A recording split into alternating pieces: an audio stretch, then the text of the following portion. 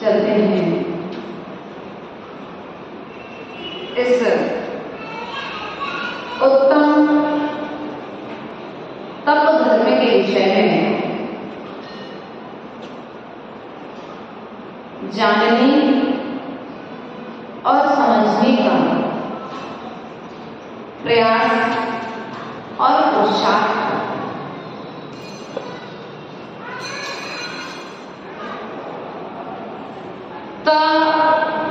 अर्थात त्याग करना, प अर्थात पुरुषार्थ के द्वारा। तप दो शब्दों से मिलकर के बना है तप शब्द। इसके आगे में लिखा है उत्तम और पीछे में लिखा है धर्म, जिसे सम्यक रीति से जानकर सम्यक पुरुषार्थ के द्वारा आत्मा का जिस कार्य को करने से, जिस त्याग को करने से भला होता है, ऐसे क्रिया को, ऐसे कार्य को और ऐसे त्याग को तब कहा है आचार्य भगवत ने। तो आचार्य भगवत से प्रश्न किया गया कि आचार्य भगवत, यह तप होता कहाँ है, यह तप होता किसे है, यह तप किया किसके द्वारा जाता है। तो आचार्य भगवंत ने कहा यह तप जीव को होता है, यह तप जीव के द्वारा किया जाता है और यह तप जीव को होता है। इस मनुष्य जीवन का आधार है तप, आधार स्तंभ। त्याग के बिना, तप के बिना तुम्हारा जीवन अधूरा है। नियम के बिना तुम्हारा जीवन अधूरा है। संयम के बिना तुम्हारा जीवन अधूरा है। बिना ब्रेक की गाड़ी, रमेश चंद जी, हमारा ध्यान पूरा आप पर है। बिना ब्रेक की गाड़ी दुर्घटना की संभावना को दर्शाती है। और जीवन में बिना तप के, बिना सम्यक ज्ञान के किए जाने वाली क्रिया भविष्य में दुर्घटना को दर्शाती है। इसलिए हमें प्रयास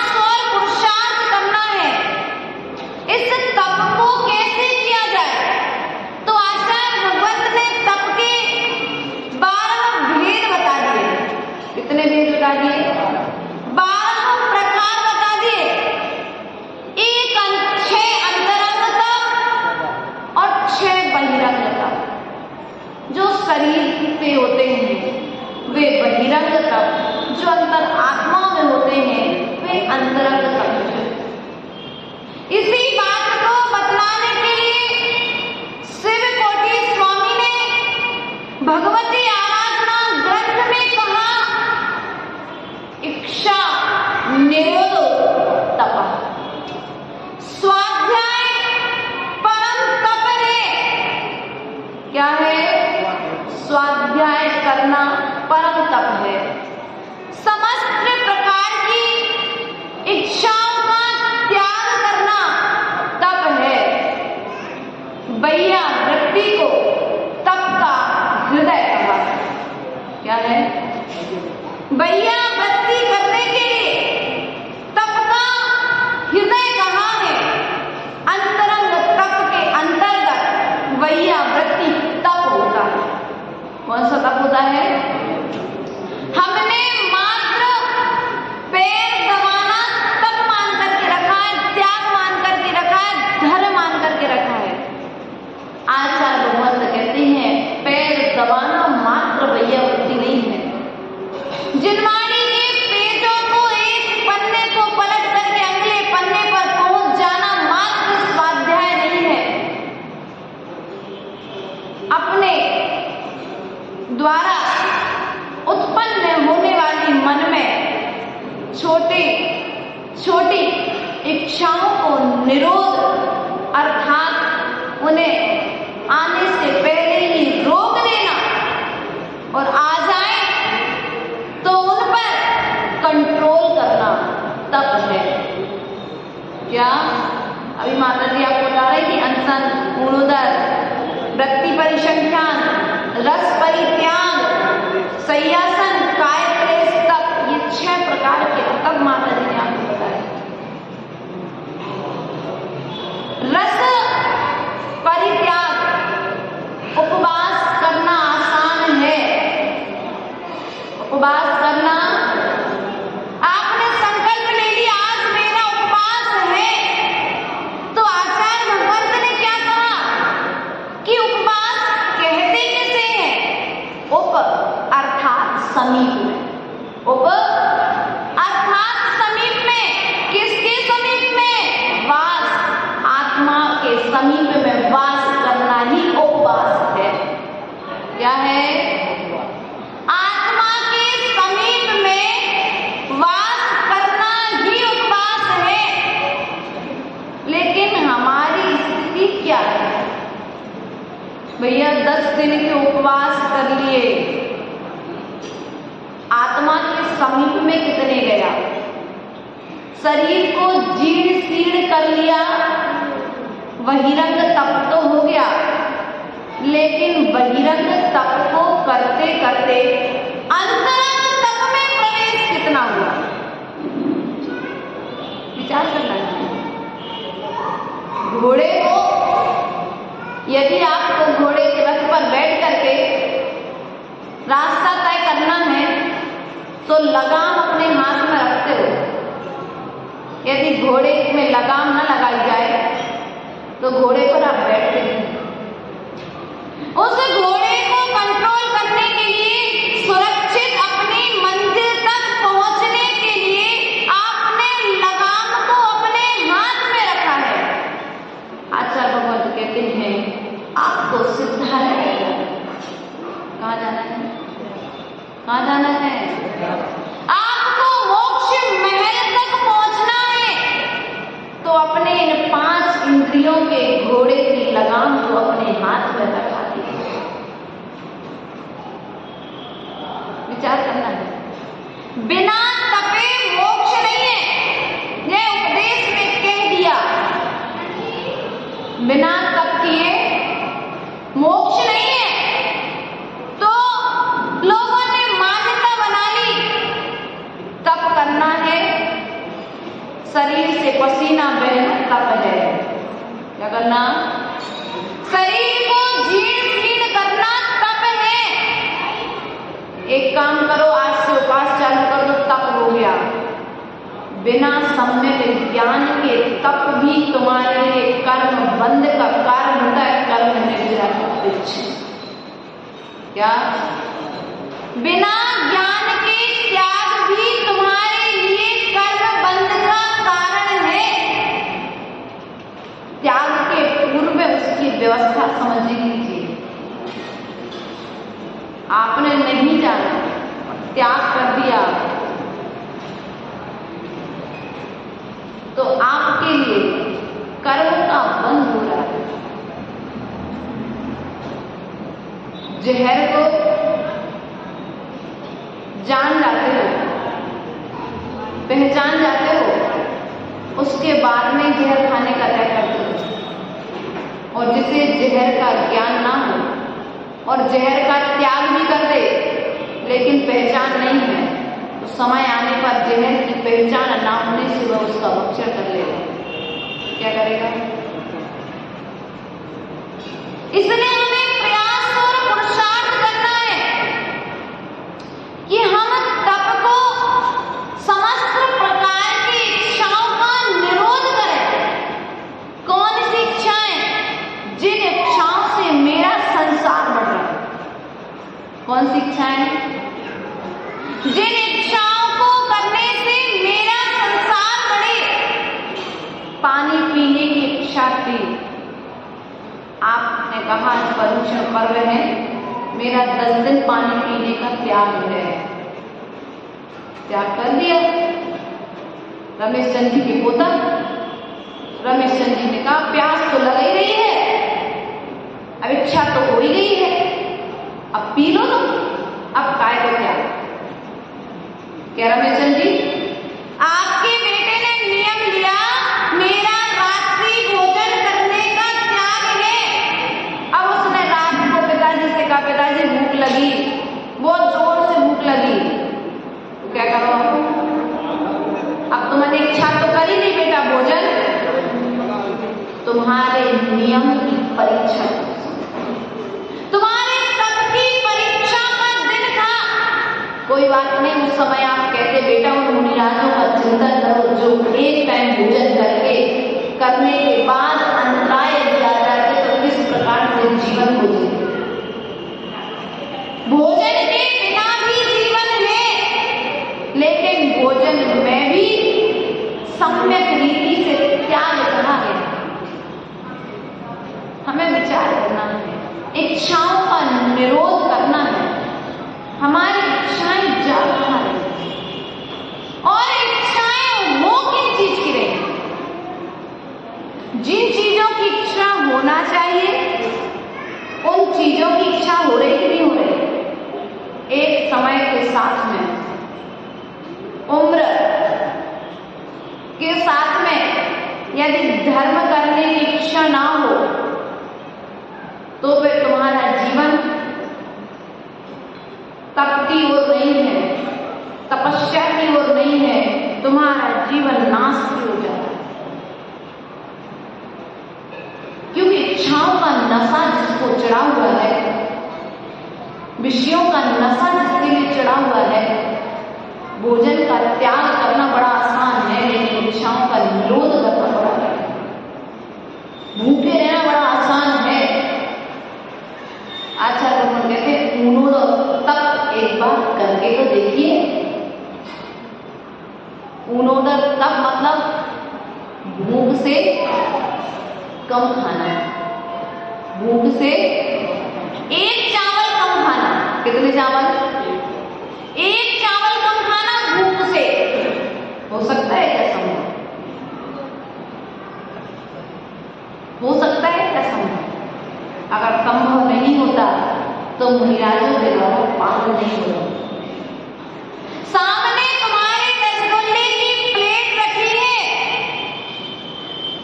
और साधु आसानी से उठवा देते हैं आप इसे। क्यों? हमारा नियम है, अच्छा लगता है, लेकिन हमारा त्याग है, हमारा नियम है। हमने अपनी जिह्वा इंद्री को कंट्रोल कर लिया है। और यदि रमेश चंद जी के सामने बढ़िया छेने के रसगुल्ले का कटोरा आ जाए, गलती हमारी तो थी नहीं, घर में उन्होंने बना ले तो मैं इच्छा हो गई, तो बात तो ऐसी हो गई। चीटी चीटी चढ़ो पहाड़, एक कविता है, पर को दोष दे। चीटी चीटी चढ़ो पहाड़, तुम पे आई गोबर की बात। एक दादी भी थी, अपने दरवाजे में गोबर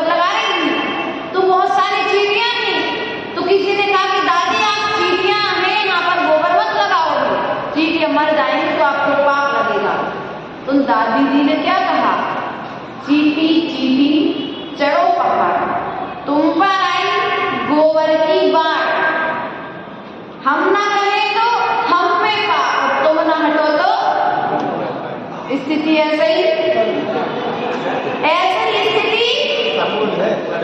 नहीं तुम्हारी है। विचार करना है हमारे लिए कि हम स्वयं को कंट्रोल नहीं कर रहे और पर को हम स्वयं पर मजबूत रहे। जम्मू स्वामी इच्छाओं का निरोध देखिए, नियम ले लिया ब्रह्मचार्य व्रत का। पिता ने कह दिया बेटा तेरा विवाह पक्का कर दिया है, ठीक है, मेरी भी एक शर्त है, जब आपने विवाह पक्का कर दिया है तो कोई बात नहीं, लेकिन विवाह के अगले दिन मैं जंगल की ओर निकल जाऊंगा, अर्थात मुनि व्रतों को अंगीकार कर लूंगा। पिता ने कहा बच्चा है, जैसी 4 कन्याएं जब दिखेंगी तो अपने आप गृहस्थी में फंस जाएगा। लेकिन जम्मू स्वामी का व्रत अंतरंग तप था, बहिरंग तप नहीं था। 4 कन्याएं रात्र भर बैठी रही, लेकिन जम्मू स्वामी ने आंख खोलकर उनकी ओर निहारा। विचार करना है, वह चंडाल जिसके लिए एक छोटे से नियम के कारण राजा के द्वारा सूली पर चढ़ाया जा रहा है, उसने एक दिगंबर मुनिराज के दर्शन किए। अशोक भैया, एक चांडाल ने दिगंबर मुनिराज के दर्शन किए और दर्शन करते हुए मुनिराज ने नियम दे दिया कि अष्टमी और चतुर्दशी के दिन तुम किसी भी तरह की हिंसा नहीं करोगे, अर्थात बलि नहीं दोगे। नियम दे दिया। उसी दिन राज्य में किसी कारणवश, कहानी बहुत गंभीर है, राजा के पुत्र को मांस भक्षण की आदत लगी हुई थी। राजा को मालूम पड़ा कि पुत्र के द्वारा मांस भक्षण किया जा रहा है और जैसे ही राजा को ज्ञात हुआ, राजा ने कहा मैं राज्य का राजा हूं, राज्य की गद्दी पर बैठ करके मेरा परिवार सहित समस्त प्रजा मुझे बराबर है, पुत्र के लिए मृत्यु दंड दे दिया है। अब जिस दिन पुत्र के लिए बलि दी जानी है, उस दिन उस चंडाल को बुलाया गया और उस चंडाल से कहा कि तुम्हें आज बलि देनी है राजा के पुत्र की। और राजा का पुत्र जितना भी सोना हीरा मोती पन्ना सब पहना होगा, बस वह सब कुछ तुम्हें मिलेगा। उस चंडाल ने कहा कि आज चतुर्दशी का दिन है, मैं बलि, चाहे मुझे जीवन में कितना भी लाभ होने वाला हो, लेकिन मैं बलि, मैं जाकर के अपने घर में छुप गया। राजा ने बहुत पुरुषार्थ प्रयास किया, आज तुम राजा की आज्ञा को नहीं मानते हो, कसाई को बलि दी जाए। क्या हो गया? उस कसाई के लिए मृत्यु दंड की घोषणा कर दी गई। विचार करिए, हमारे जीवन में भी ऐसे नियम को यदि हम इतनी दृढ़ता के साथ यदि पालन करते हैं तो मनुष्य तुम्हारे काम में आए या ना आए, स्वर्ग के देवता तुम्हारे नियम को निभाने के लिए। जीवन भर कुमार के जीवन में एक ऐसा दिन आया जब जीवन भर कुमार ने काष्टांगार के हाथी पर प्रहार किया। प्रहार करने के पश्चात जीवन भर कुमार के लिए मृत्यु दंड की सजा दे दी गई। लेकिन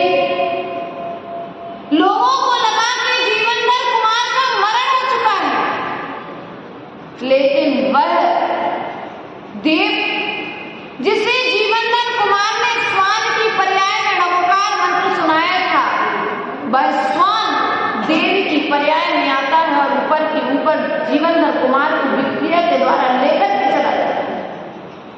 आप अपने नियम को निभाइए, आप अपने नियम में दृढ़ बनिए, आप अपने व्रतों में दृढ़ बनिए। शुरू से लेकर के आज तक हमारा आपसे यही कहना है, ऐसा कोई काम नहीं है जो मनुष्य नहीं कर सकता। चाहे तो नरक की तैयारी कर ले और चाहे तो मोक्ष और स्वर्ग की तैयारी नहीं बंद कर सकता। वह मैना मनोवती जिसका मंदिर में गज मोती चढ़ाने का नियम है, वह जंगल में है, जिनादा मिल गया जंगल।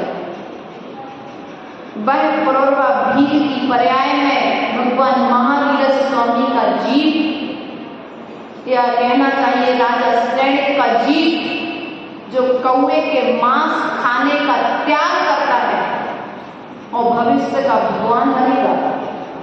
विचार करिए, मात्र कौवे के मांस खाने के त्याग से, एक छोटे से नियम के प्रभाव से क्या भगवान बना जा सकता है? हाँ, बना जा सकता है। एक छोटा सा त्याग, एक छोटा सा नियम तो मैं भगवान बना सकता हूं। अर्थात वह छोटा सा नियम, वह अणु रूप में जो नियम दिया गया है, वह अणु व्रत तुम्हारे लिए महाव्रत लाने में सक्षम है। एक छोटा सा पतला सा धागा छोटा सा पतला सा होता है, उसमें पूरे 108 मलके समझ आते हैं, अर्थात 108 मोती समझ आते हैं। छोटा सा धागा दिखता नहीं है, लेकिन पूरे 108 111 मोतियों के भार को क्या किए हुए, लिए हुए, संभाले हुए। इसलिए विचार करिएगा, नियम छोटा हो लेकिन सम्यक हो। भैया नियम लेना चाहिए। कौन सा नियम? कौन सा नियम ले रहे? बताओ। 15 दिन मंदिर आने का क्या टाइम नहीं है तो हम उल्टे नियम ले लेते हैं। हमारा तो एक अच्छे काम करने का त्याग कर देते हैं और बुरे काम करने का नियम लेते हैं। हमें उत्तम तप का दिन है, इस उत्तम तप को अपने जीवन में यदि लेकर के आना है तो तप की परिभाषा को समझना पड़ेगा। पुरुषार्थ के द्वारा जो त्याग किया जा रहा है, पुरुषार्थ के द्वारा जिसका आचरण किया जा रहा है, भैया व्यक्ति को तप का हृदय कहाँ है? जैसे हृदय के बिना व्यक्ति रह नहीं सकता है, उसी प्रकार से भैया वृत्ति के बिना जीवन संभव नहीं है। अब भैया वृत्ति किसकी करें? मंदिर की, भगवान की, गुरु की, बच्चों की, सास की, किसकी भैया वृत्ति करें? हाँ, आप जिनवाणी की भैया वृत्ति कर सकते कि नहीं कर सकते? कैसे? आपने जिनवाणी पर कवर चढ़ा दिया, जिनवाणी की भैया वृत्ति कर दी, क्या करेंगे? जिनवाणी फट रही थी, जीर्ण हो रही थी, उसके पन्ने बिल्कुल खराब हो रहे थे। आज मैंने देखा है कोई माता जी कहना चाहिए, आप लोग माता जी ग्रस्त वाले, ऊपर कहीं उनके हाथ से बड़ी अच्छी जोर से जिनवाणी वहां नीचे गिरी, उनने धीरे से उठाई, हंसते हुए बड़ी आराम से पूजा करने लगे। मैंने कहा कि बच्चा गिरा हो जाता तो उसके पूरे मंदिर में हड़कंप मच जाएगा। जिस प्रकार से तुम अपने बच्चे को गोद में लेकर के संभाल करके चलते हो, उस प्रकार उतने ही सावधानी के साथ में मां जिनवाणी को लेकर के चलो, जिनवाणी कभी जमीन बनेगी। विचार करिए, जिनवाणी को आप संभाल करके खोलिए, जितने संभाल करके आप पैसे गिनते हो, एक भी कागज फट ना जाए, और यदि चिपका हो तो बढ़िया आराम से थूक लगा करके, है ना सो भैया, बढ़िया थूक लगा करके एक बिल्कुल हिसाब किताब क्लियर रखते हो। उसी प्रकार से हमारा कहना है, आप जिनवाणी के पन्नों को जिस प्रकार से पैसे को बहुत संभाल करके गिनते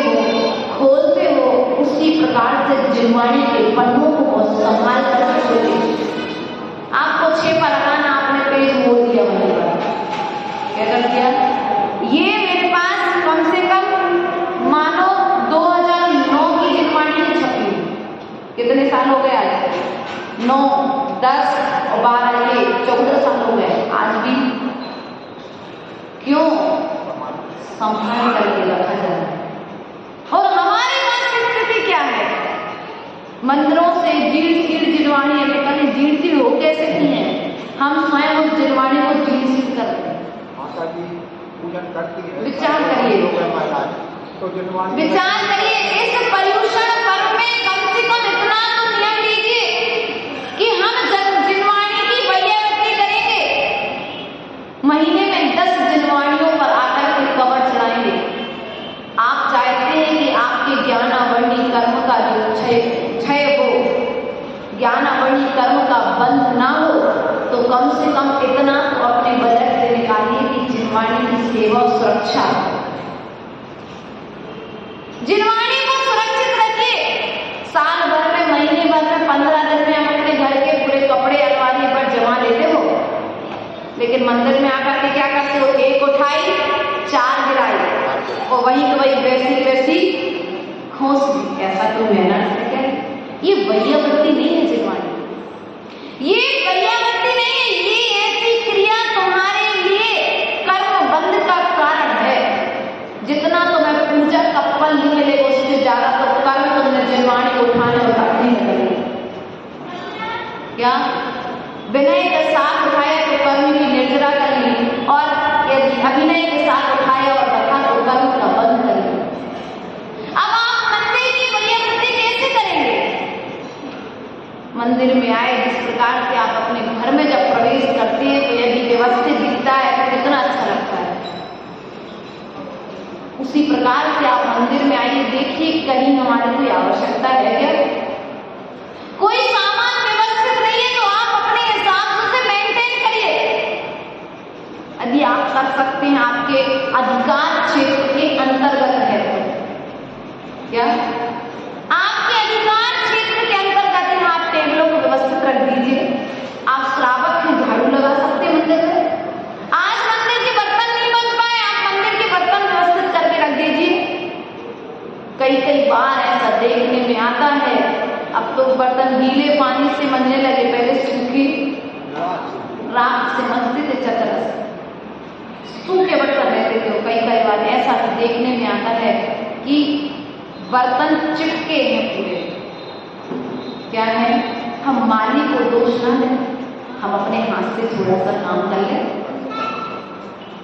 कल का पानी आज तक भरा है, सुबह आपके लिए पानी जल लेना है प्रातः चढ़ाने के लिए, और कल की गीली गिलसिया में आज तुमने पानी डाला और अपने पूजा कर लिया। अच्छे ने पानी का दोष होगा, अच्छे ने पानी का दोष।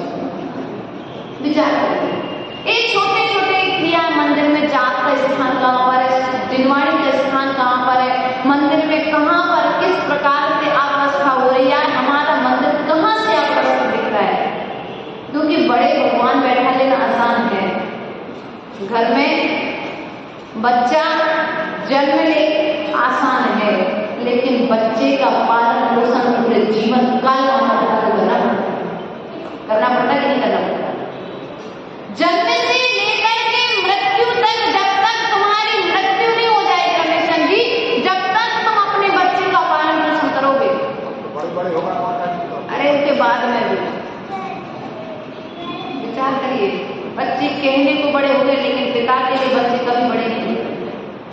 पिता की दृष्टि हमेशा पिता की तरह ही रहती है। इसलिए उसी तरह आप मंदिर में जब आए तो मंदिर की वैयावृत्ति करें। साधु के चरणों में पहुंचे, महिला वर्ग है तो पैर दबा सकती है, लेकिन पुरुष वर्ग कैसे वैयावृत्ति करेंगे? आपने सावधानी पूर्वक पूछ लेना। आपने देख लिया कि भैया इतने समय आराम का टाइम है, इतने समय स्वाध्याय का टाइम है। अब साधु का था स्वाध्याय का टाइम और महिला वर्ग पहुंची 4-5 बजे, वो करने लगी तो क्या हुआ, वैयावृत्ति तो नहीं की, तो मैं अंतराय करूं। वैयावृत्ति कहते हुए पांव दबाना वैयावृत्ति है। क्या है? तो एक लेडीज, एक भैया जी बैठ गए। अब एक व्यक्ति को 10 लोग जब दबाएंगे और 10 लोगों की शरीर की हीट जब सामने वाले पर पहुंचेगी, उसकी स्थिति क्या है समझिएगा। इसलिए वैयवृत्ति के साथ साथ में विवेक को जागृत करिए। क्या करिए? विवेक जागृत करिए। आप साधना में सहयोगी बनने का प्रयास करिए। क्या करिए? साधना में आज वैयवृत्ति के क्षेत्र में यदि सर्वश्रेष्ठ यदि माना जाता है, चंद्रगुप्त का नाम लिया जाता है। किसका नाम लिया जाता है? चंद्रगुप्त मौर्य भद्रबाहु स्वामी के शिष्य हुए, जिनके लिए 6 महीने तक देवों ने आहार दान किया। क्या? उनका नियम था कि मैं अपने गुरु के पास अंतिम समय तक रहूंगा, अर्थात अपने गुरु की सफल समाधि कराऊंगा। गुरु ने कहा सब शिष्यों से कि इधर अकाल पड़ने वाला है, तुम लोग सब लोग विहार कर जाओ। बाकी सब तो आज्ञा मान करके विहार कर गए, लेकिन चंद्रगुप्त मौर्य ने जाना स्वीकार नहीं किया। गुरु ने कहा बेटा तेरी व्यवस्था नहीं बनी, इधर जंगल में चौका कौन लगाएगा? भाग्य होगा तो व्यवस्था भाग्य से वहां जंगल में बन जाएगी। चंद्रगुप्त मौर्य एक दिन आहार को निकले, स्थान नहीं मिला, नगर ही नहीं था दूर दूर तक। दूसरे दिन निकले, पड़गाहन नहीं हुआ, लोगों को विधि इतनी याद नहीं होगी। तीसरे दिन निकले, आहार नहीं हुआ। ऐसा करते करते जब बहुत समय बीत गया तो स्वर्गों में चर्चा हुई। देवों के आपस में चर्चा हुई कि एक शिष्य गुरु की वैयवृत्ति के कारण करने के लिए तत्पर है और इतने दिन से भूखा, ऐसा करके तो अकाल में समाधि हो जाएगी। क्या हो जाएगी? अकाल मरण हो जाएगा, अर्थात उसकी समाधि हो जाएगी। तो देवों ने वहां से आकर के जैसे ही यहाँ से आहार को निकले, उन्होंने क्रिया से नगर की रचना कर दी। क्या कर दी? नगर की रचना कर दी। और नगर की रचना करने के बाद मिराज का पड़गाहन किया, आहार कराए, और आहार करने के पश्चात में वे अपने स्थान पर आ गए। गुरुदेव ने पूछा आहार हो गया? हाँ हो गया। इतने दिन तक उपास हुए, तब भी उन्होंने ये नहीं कहा कि मेरा आहार गुरु को विकल्प हो जाएगा कि शिष्य के आहार नहीं हो रहे। उसके पश्चात में 6 महीने पश्चात में इनके जो यत्र तत्र सर्वत्र जो संघ फैले हुए थे, वे सब गोमतेश्वर वहां पर वापस आना हुआ। तो सब ने पूछा कि चंद्रगुप्त आपके आहार कहाँ होते? यहाँ पर दूर दूर तक कोई नगर नहीं है। उन्होंने कहा पास में ही थोड़ी दूरी पर जाता हूँ, तो एक छोटा सा नगर है जहाँ पर बहुत अच्छे श्रावक ऋषि रहते हो, पड़गाहन करते हो। ठीक है, एक श्रावक श्रेष्ठी कुछ कार्यवश आहार के पश्चात लौट करके जिस चौके में चंद्रगुप्त मौर्य का आहार हुआ था, लौट करके जाकर के देखते हैं तो वहां पर तो खाली पेड़ों के अलावा कुछ भी नहीं है। ये समाचार आकर के वे चंद्रगुप्त मौर्य को देते हैं। संघ में 1200 शिष्य हैं, सबको सुनाते हैं। चंद्रगुप्त कहते हैं नहीं, ऐसा नहीं हो सकता, मैं रोज आहार करके आता हूँ। वहां जाकर के जब देखते हैं तो ज्ञान होता है कि यहाँ पर जो चौका लगाया जा रहा था वह देवों के द्वारा। तप का प्रभाव इतना है, आप नियम लेने से डरते हैं, आप तप को धारण करने से डरते हैं। आप दृढ़ रहिए। 12 बजे रात को कोई संदेश से खंडी जा सकता है क्या? रात के 7, 8, 9 बजे के बाद में कोई संदेश से खंडी की यात्रा के लिए चढ़ सकता है अकेला? नहीं चढ़ सकता। ऐसा आप सब कह सकते हैं, लेकिन मैं चढ़ी। 2016 की बात है,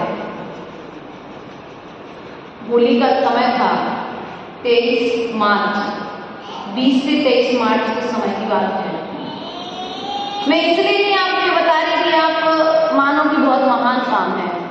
आपके अंदर में तप के प्रति, त्याग के प्रति, समर्पण के प्रति निडरता आ जाए। जहां समर्पण होता है त्याग के प्रति, वहां पर रास्ता हर कठिनाई नहीं होता है। गुरुदेव का बहुत ज्यादा स्वास्थ्य खराब था और गुरुदेव सम्मेद शिखर जी की यात्रा के लिए 5:30, 4:30 बजे समूह निकल गए। और हम होली का समय था, हम लोग सब बहनें शाम का भोजन बनाए, अपने चौका साफ की और अपनी क्रियाओं में लगे हुए थे। और जैसे ही हमको ज्ञान हुआ 6:30, 7 बजे कि गुरुदेव पहाड़ पर चढ़ गए। अब मन में इतनी आकुलता उत्पन्न हुई, व्याकुलता उत्पन्न हुई, ना कुछ आगे देखा ना कुछ पीछे देखा। हाथ में 200 रुपए लिए और सीधे पहाड़ पर कुछ भैया भक्ति के योग जो सामान था वो सामग्री भी हाथ में। और रास्ते में जाते जाते जितने भी लोग मिले उन सबसे पूछा कि भैया ये सामग्री आप हाथ में ले लो, पैसे दे लेना, ऊपर तक छोड़ दो, चौपड़ा खोल देगा। लेकिन किसी ने हाँ भी ना बोली, बोले कि नहीं अब आप आगे। मैं तो जाऊंगी। गुरु पहुंच गए और ये भी पता नहीं कि डाक बांग्ला तो रोकेगी, चौपड़ा खोल। और जब चढ़ते गए रात के 9 बजे जाकर के चौपड़ा पर पहुंचे। कहां पर पहुंचे? बस आकाश का चांद और नीचे की जगह। आगे आगे कुत्ता आगे दिख रहा था, चलता चला। रास्ता कैसे दिखेगा? टॉर्च भी हाथ में नहीं है, लाठी भी हाथ में नहीं है, मात्र जो सामग्री भैया की योग्य वह सामग्री मात्र। तो यदि अंतरंग में विश्वास है तो जंगल में भी तुम्हारे लिए प्रकाश है। इसलिए प्रयास करिए, आप कभी डरिए मत। व्रतों को लेने से, नियमों को लेने से आपके लिए रास्ता मिलेगा। इसलिए छोटे छोटे नियम आप लीजिए। एक छोटा सा नियम, क्या? एक छोटा सा नियम एक जटायु पक्षी के लिए स्वर्ग का सुख दिला सकता है। एक छोटा सा नियम गजराज के लिए पार्श्वनाथ बना सकता है। एक छोटा सा नियम शेर के लिए भगवान महावीर स्वामी बना सकता है। तो एक छोटा सा नियम, एक छोटा सा तप, एक छोटा सा त्याग हमारे लिए क्या भगवान नहीं बना सकता? अर्थात बना सकता है। तो हम प्रयास करें, आज इस तप के दिन एक छोटा सा नियम लेकर के जाए अपने जीवन की सुरक्षा के लिए। माताओं से हमारा विशेष कर निवेदन है। कहोगी माता जी रोज माताओं से निवेदन करती हो, जो आती है अव्यवस्थित वो तो चली जाती है, लेकिन जो व्यवस्थित रहती है, मर्यादित रहती है, वो ही रह जाती है। उनसे हम इसलिए कह देते हैं कि जिससे कभी आपसे कोई गलती ना हो। जब भी यदि आप अपने व्रतों की रक्षा चाहते हैं, आप चाहते हैं कि आप शीलवान कहलाएं, आपके भी व्रतों की रक्षा हो, आपके धर्म की रक्षा हो, आपके जीवन में, आपके परिवार में कभी किसी के साथ कोई दुर्घटना ना हो, तो अपने वस्त्रों को संभाल लीजिए। क्या कर लीजिए? पहले एक छेद की साड़ी को खंडित मान लीजिए। क्या करते थे? जिस साड़ी में एक छेद हो उस साड़ी को मंदिर में पूजा में प्रयोग नहीं करते। और अब क्या करें? नेट की साड़ी आ गई, पूरी साड़ियों में इसलिए प्रयास और प्रसार करिए, अपने वस्त्रों को अखंड वस्त्र बनाइए। आज बड़ा बुरा लगा, मैं वैसी रही 3-4 महीना स्वाध्याय में भी मन नहीं लगा उस समय। क्या देखो स्थिति क्या आ गई है? स्थिति क्या हो? मंदिर को भी प्रदर्शन का स्थान बना लिया। कम से कम मंदिर में तो जाली वाली साड़ियां पहन करके माता जी, आप कहते हैं आज बलात्कार हो रहे, को नजर उठा करके देखा तो पहले अपने गिरवन में जाकर देखी आपकी बच्ची कपड़े कैसे पहन रही है।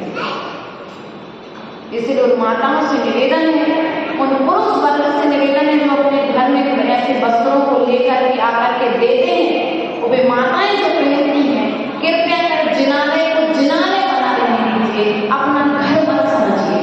कोई प्रदर्शन का शोपीस के स्थान नहीं है कोई, जहाँ पर आप वस्त्र पहन करके आते हैं। इसलिए जब भी मंदिर में आए, आज तक जो गलतियां हुई उनको सुधार करके एक नियम ले लें कि जिनालय में हम कभी भी नेट वाली साड़ियां पहन करके नहीं आए।